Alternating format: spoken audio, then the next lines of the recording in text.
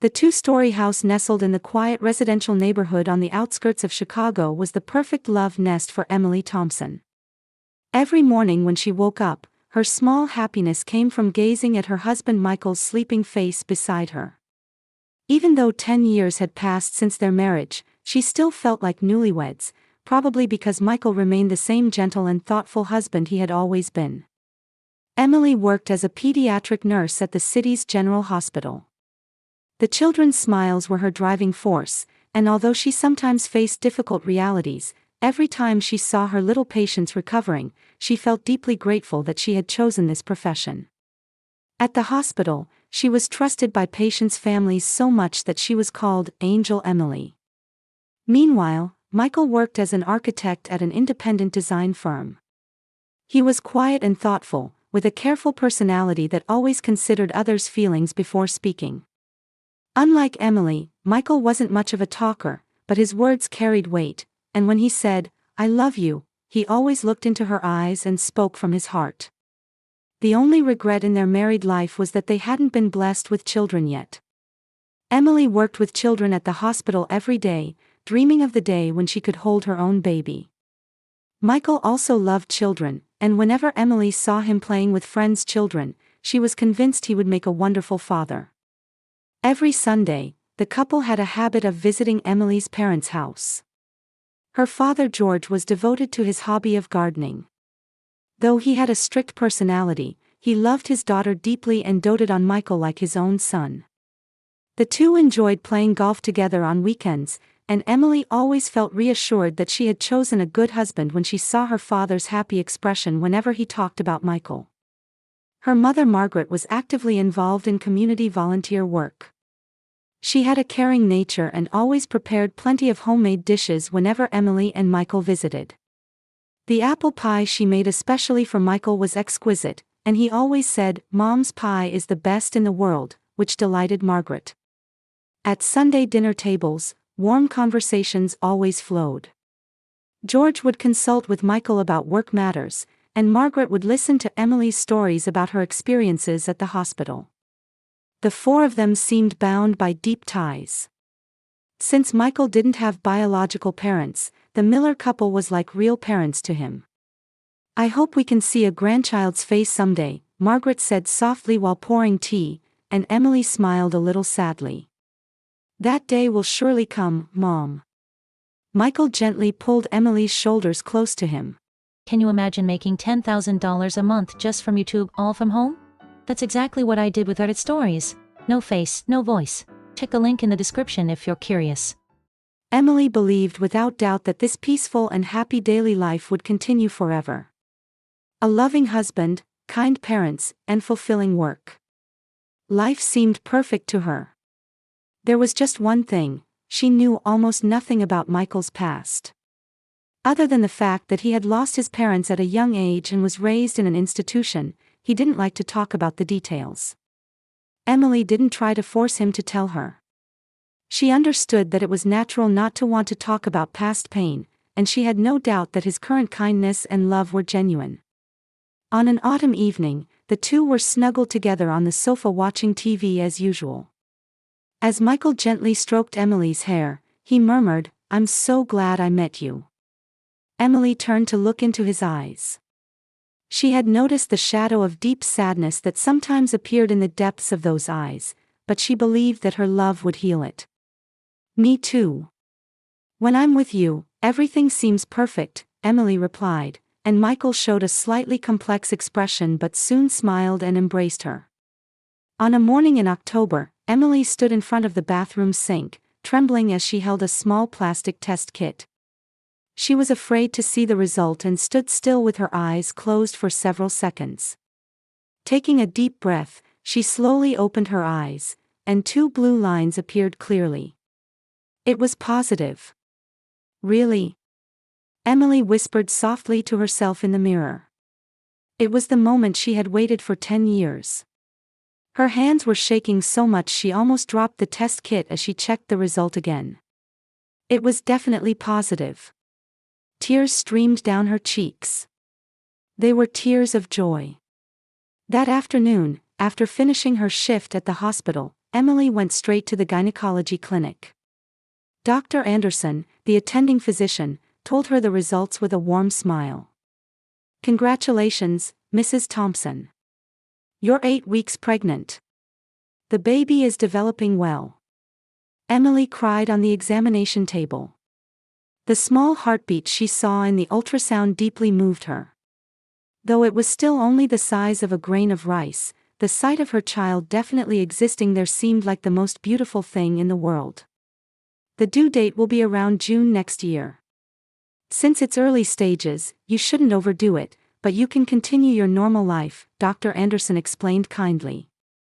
On the way home, Emily whispered, "Thank you," several times in the car. It was gratitude to God, to fate, and to her beloved husband. While thinking about how to tell Michael, she decided to prepare a special dinner. At the supermarket, she bought Michael's favorite salmon and fresh vegetables, and immediately started cooking when she got home. She lit candles and set the table with the fine china they had received as wedding gifts but rarely used. In the center of the table, she placed a small bouquet of flowers. Michael came home around 7 in the evening. As soon as he opened the front door, he was greeted by delicious aromas and warm light, and he showed a surprised expression. "Was today some special day?" Michael asked while loosening his tie. "It's a special day. But I'll tell you the reason later." Emily smiled meaningfully and had him sit in his chair. During dinner, the two discussed workplace events as usual. Michael happily talked about how his design proposal for a new project had been adopted, and Emily reported that a little patient she had been caring for would be able to leave the hospital.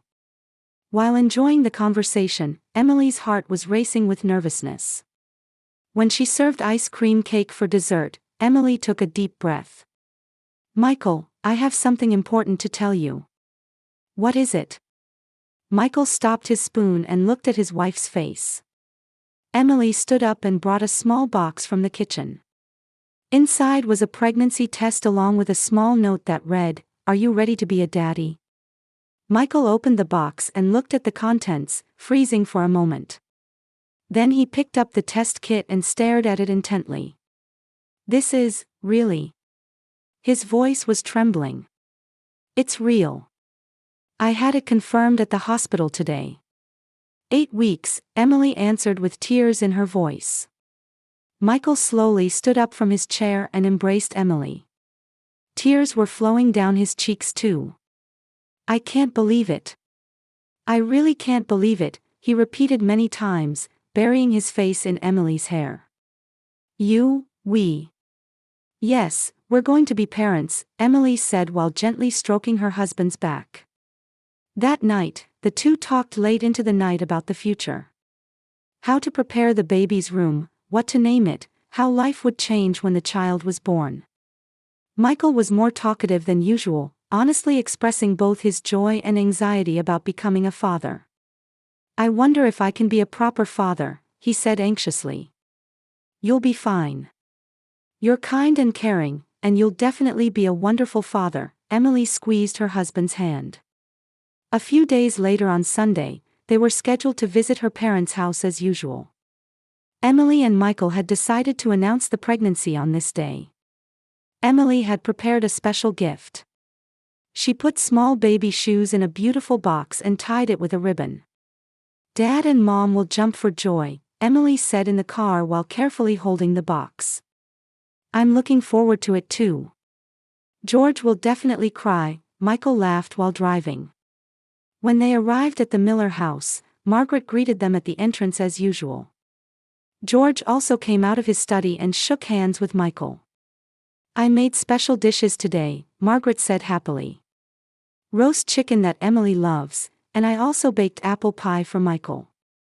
Before the meal began, Emily took out the small box. "Dad, Mom, we have a present for you." "A present? Was it some anniversary?" Margaret tilted her head. "Open it," Emily handed the box to her mother. When Margaret untied the ribbon and opened the box, small baby shoes appeared. At first she looked confused, but soon understood the meaning. Could it be? Margaret covered her mouth with her hand. Congratulations, Grandpa and Grandma, Emily smiled. George stood up from his chair and embraced Emily. Is it true? Really true? His voice trembled with emotion.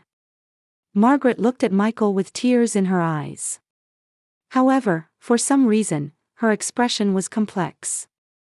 Among the joy, there seemed to be some other emotion mixed in. Michael.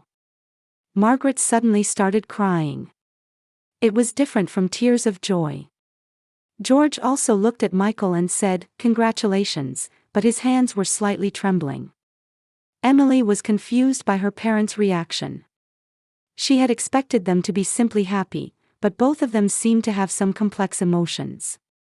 That night, on the way home in the car, Michael suddenly spoke up. "Emily, I want to talk to your parents about something." "What kind of talk?" Emily turned around. "Actually, there's talk of independence from the design firm. But it's a big decision, so I want to consult with George and Margaret. George, being a former banker, could probably give me advice on financing too." Emily felt somewhat uneasy.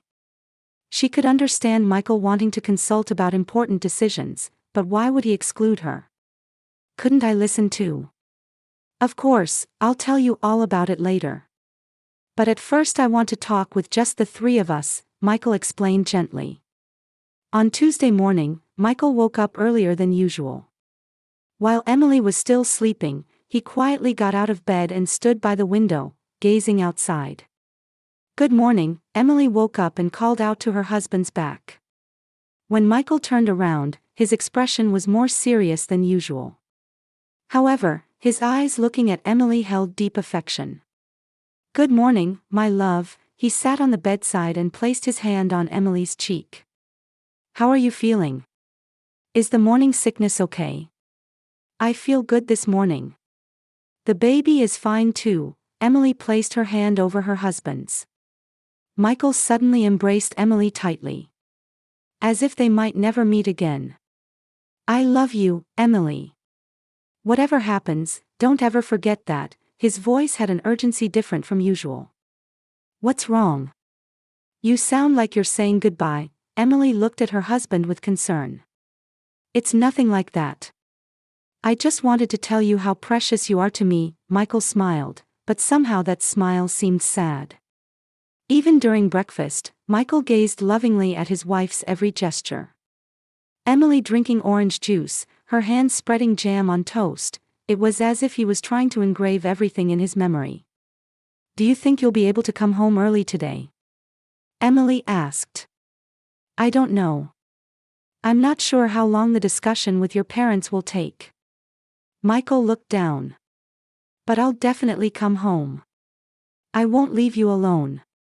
Before leaving, Michael kissed Emily once more at the entrance. It was a much longer and deeper kiss than usual. "Take care and have a good day," Emily waved. "You take care of yourself too. Don't overdo it," Michael said while getting into his car. Emily stood at the entrance until her husband's car disappeared from view. For some reason, she felt uneasy and couldn't shake an anxious feeling. Her shift at the hospital went smoothly. In the pediatric ward, 7-year-old Sophia, who had been hospitalized for leukemia, was celebrating with her parents after receiving improved test results. Emily shared in their joy. Seeing the children's smiles made her think of the baby in her womb and filled her with warm feelings. At 3 in the afternoon, Emily was drinking coffee in the break room. She had been avoiding caffeine since becoming pregnant, but decided to have just 1 cup today as a special treat. Linda, a fellow nurse, sat next to her and started chatting. "Emily, you look radiant lately. Did something good happen?" Emily smiled. She hadn't announced her pregnancy at work yet, but planned to report it soon. "Yes, I'm very happy." Just then, emergency news music played from the TV in the break room. Both women looked at the screen. "This is breaking news. At approximately 2:45 p.m., a major multi-vehicle collision occurred on Interstate 94. Emily's heart began pounding violently. That was the direction Michael and her parents had headed. The scene is completely blocked, and numerous ambulances have been dispatched. Details of casualties are unknown, but multiple vehicles appear to be involved. The screen showed aerial footage of the accident scene. Car wreckage scattered across the highway, ambulance sirens, and vehicles on fire. Among them, Emily spotted a familiar blue SUV. Emily's coffee cup slipped from her hands and shattered on the floor. "Emily. What's wrong?" Linda asked with concern. "That blue car, it's Michael's car," Emily's voice was shaking. The TV reporter continued, "Information has come in that the vehicles involved in the accident include one carrying local residents Mr. and Mrs. Miller and Mr. Thompson." Emily tried to stand up but couldn't find strength in her legs. Linda supported her. "Calm down, Emily. It's not confirmed information yet." "No, I'm certain. That's Michael's car. My parents and Michael are in it," Emily said tearfully. She immediately explained the situation to the head nurse and got permission to leave early. While her colleagues watched with concern, Emily rushed out of the hospital. The drive to St. Mary's Hospital usually took 20 minutes by car, but Emily drove desperately. Even when traffic lights were red, she proceeded after checking for safety.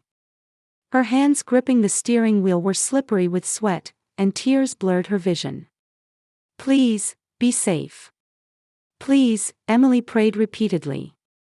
"I want to let the baby meet Grandpa and Grandma. Michael, you're going to be a father." She parked in the hospital parking lot and hurried toward the entrance. Reporters had gathered in front of the emergency ward, pointing their cameras. Emily tried to push through the crowd to enter the hospital. "Excuse me, please wait," a doctor in a white coat stopped her. "Are you a family member?" "Yes, my husband and parents were in the accident," Emily answered breathlessly. The doctor's expression was serious. "I'm sorry. Currently, the patients are receiving intensive care, and visits are not permitted. But I'm a nurse. Could you at least tell me about their condition?" Emily pleaded desperately. The doctor shook his head. "I'm sorry. Even for medical personnel, family visits are restricted. Please wait for a while." Just then, a uniformed police officer approached. Emily's heart pounded violently. The officer's expression was grave, clearly about to deliver bad news. "Are you Mrs. Thompson?" "Yes," Emily's voice was hoarse. "I'm Detective Johnson. I need to speak with you about your husband Michael Thompson and Mr. and Mrs. Miller." Emily leaned against the wall. Her knees were shaking and she could barely stand. "Please, sit here," the detective pointed to a nearby chair. "Please tell me. Everyone is safe, right?" Emily asked in a trembling voice. The detective took a deep breath. "Mrs. Thompson, your husband and your parents are." Before Emily could hear the detective's next words, she collapsed to her knees. She put her hands on the floor and vomited violently. It wasn't morning sickness. It was a reaction from despair and fear. "It's a lie, tell me it's a lie." Emily sat on the floor and screamed. "Michael is going to be a father. Our baby is going to be born." Nurses nearby rushed over. Colleagues from Emily's workplace also arrived and tried to support her. "They're all alive, right? Please, tell me they're alive," Emily clung to the detective. The detective's eyes showed sympathy. "They're receiving the best treatment at the hospital. However, their conditions are very serious." Emily's breathing became shallow and her consciousness began to fade. A nurse brought a wheelchair and carried her to a treatment room. "The baby? Is my baby okay?" Emily whispered this last question before losing consciousness. When Emily regained consciousness, she was on a hospital bed. An IV was inserted in her arm, and a monitor measuring the fetal heartbeat was attached to her abdomen. Regular heartbeats echoed in the room. The baby was safe. "You're awake," Dr. Anderson spoke in a gentle voice. The baby is fine. But you've been under extreme stress. Rest quietly for a while. Emily tried to sit up but lay back down due to dizziness. Michael? My parents? They're in intensive care. All three are in critical condition, but the doctors are doing their best. Dr. Anderson squeezed her hand. Don't give up hope. For the next 3 days, Emily stayed at the hospital.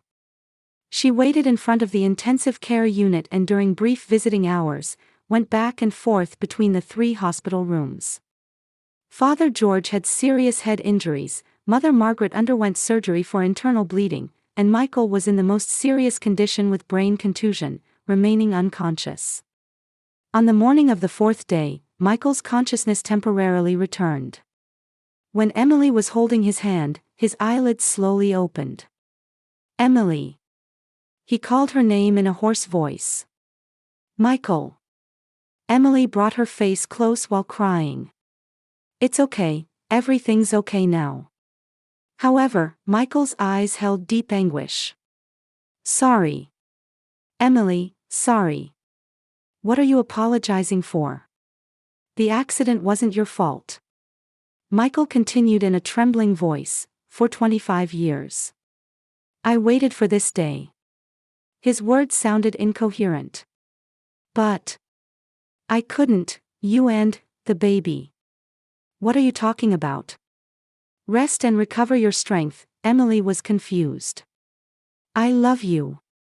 I really love you, that's why I couldn't hate, because you were happy. Revenge. Revenge? What are you talking about? Emily gripped her husband's hand tightly. However, Michael didn't speak any further and lost consciousness again. The next morning, his heart quietly stopped. Despite the doctor's desperate efforts, Michael Thompson ended his 35 years of life. Emily's wailing echoed throughout the hospital. Why? Why did this happen? She clung to her husband's remains and cried. Due to the changes from pregnancy and extreme sadness, she lost consciousness again. A week later, Emily returned home. After finishing Michael's funeral, when she stepped into the house enveloped in silence alone, the weight of reality threatened to crush her. Everything spoke of Michael's presence. The chair he loved, the furniture they had chosen together, the wedding photos hanging on the walls. While organizing Michael's study, Emily noticed something strange. One drawer in her usually meticulous husband's desk was completely empty. And she discovered there was a small safe behind the bookshelf. The combination was their wedding anniversary. When she opened the safe, it contained a large number of old newspaper clippings. Emily picked up the first article with trembling hands. October 12, 1999, tragic accident on interstate highway. Mr. and Mrs. Miller's drunk driving kills Harrison couple. 10-year-old son Daniel miraculously survives. As Emily read the article, she felt the blood drain from her face. The date of the accident, the location, and the perpetrators' names. Everything matched. The perpetrators were her parents, George Miller and Margaret Miller. The next article had a photo of the surviving boy. 10-year-old Daniel Harrison. That face looked exactly like Michael as a child. Michael's real name was Daniel Harrison, Emily murmured. Searching the safe further, she found records from the care facility, name change documents, and records of his struggles to obtain his architect's license. The past Michael had spoken of was true, but the truth that the perpetrators who killed his parents were her in-laws had been hidden. Finally, Emily found a letter. It was written by Michael to her. To my beloved Emily. If you are reading this letter, I am probably no longer in this world. It's time to tell the truth. My real name is Daniel Harrison. 25 years ago, your parents' drunk driving killed my parents. I approached you for revenge. I intended to take away their beloved daughter to make the Millers suffer. However, I fell in love with you. Truly, deeply in love with you. The 10 years with you were my real life. Revenge became meaningless. I love you and our child. So in the final moment, I chose love instead of hatred. I wanted to make you happy.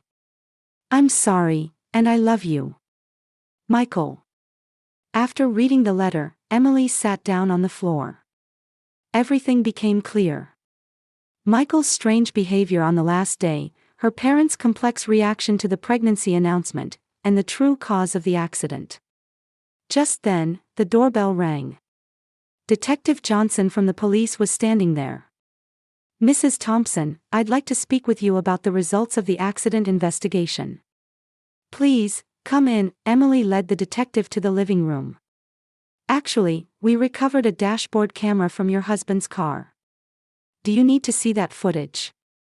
Emily nodded. She could no longer run from the truth. The footage displayed on the tablet the detective brought tore Emily's heart. The camera was pointing forward, but audio was also recorded. The footage showed Michael agonizing in the driver's seat. George was sitting next to him, and Margaret was in the back seat. In the same place as 25 years ago, at the same time. Michael's murmur was recorded.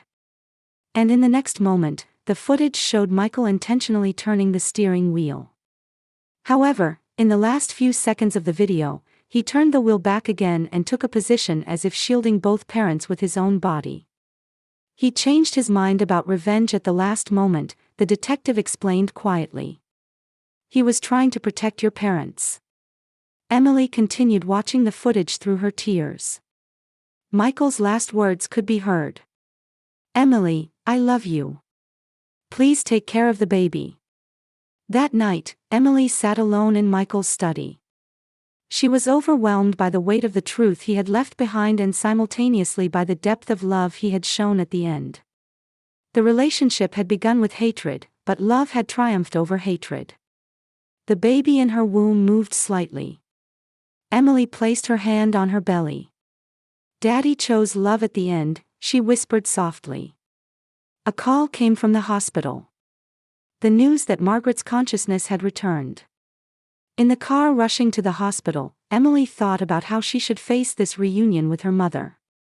Michael's letter and the dashboard camera footage had brought deep confusion to her heart. Hatred and love, revenge and forgiveness, everything was intricately intertwined. In the intensive care unit, Margaret was weakly opening her eyes while wearing an oxygen mask. When she saw Emily, tears streamed down her cheeks. Emily. Her mother's voice was hoarse. Mom. Emily sat in the chair and held her mother's hand. Margaret began speaking in a trembling voice. I haven't forgotten for a single day since that day, what we took from that boy 25 years ago. Emily was surprised. Her mother had known Michael's true identity from the beginning. It was on the way home from Dad's retirement party. We had drunk too much. Dad was driving, Margaret continued painfully. We crashed into an oncoming car, a young couple died. Only a 10-year-old boy survived. That was Michael. Daniel. When he said he wanted to marry you, I immediately realized. He had the features of the boy who survived that accident. Margaret wiped her tears. But you looked so happy, we couldn't say anything. Why did you keep quiet? I thought we deserved to be revenged upon. But as time passed, I could see that he truly loved you. Those gentle eyes weren't the eyes of someone filled with hatred. Margaret took a breath before continuing. When we were told about the pregnancy, I was certain looking at him. Revenge didn't matter to him anymore. He truly loved you and the baby from his heart. In the final moment, Michael tried to protect us, Emily said through tears. I saw it in the dashboard camera footage. He chose love, not hatred. Mother and daughter embraced and cried. 25 years of heavy silence and guilt, and the forgiveness Michael had shown at the end, were purifying both their hearts. A few days later, Father George also regained consciousness. Though the accident's aftereffects forced him to live in a wheelchair, when he heard the truth about Michael, he bowed his head deeply. I won't ask for forgiveness. However, I want to live in a way that doesn't shame the love that boy showed us at the end, George said in a trembling voice. After being discharged, the parents decided to sell their house and put all their assets toward their grandchild's education fund. They moved to a small apartment and began praying at church every day. 8 months later in June, Emily gave birth to a healthy baby boy. She named him Daniel Michael Thompson, incorporating both her husband's real name and the name she had known him by. While holding the baby in the hospital room, Emily read another letter Michael had hidden. It was written to be opened on the due date. To my beloved Emily. If you are reading this letter, it means our child has been born. The 10 years with you were my real life. Though the relationship began for revenge, by loving you I learned true happiness. Please don't burden this child with the weight of my past. Just raise him as a loving mother. Your happiness is my only wish. I love you. Forever. Michael. A year later, Emily began visiting her parents' apartment once a month with Daniel. In the eyes of the grandparents holding their small grandson, there was deep regret and at the same time, new hope. This child is an angel, Margaret said while playing with Daniel. He looks just like Michael, Emily smiled. I'm sure he'll grow up to be a kind child. One day, when Daniel first said, Mama, Emily felt Michael in heaven smiling. The pain of the past would never disappear, but she had learned that love is stronger than hatred, and forgiveness is more beautiful than revenge. Emily had come to truly understand that a real family is not about blood connections, but about loving each other beyond the past. The power of love that Michael had shown at the end continued to bind the family together.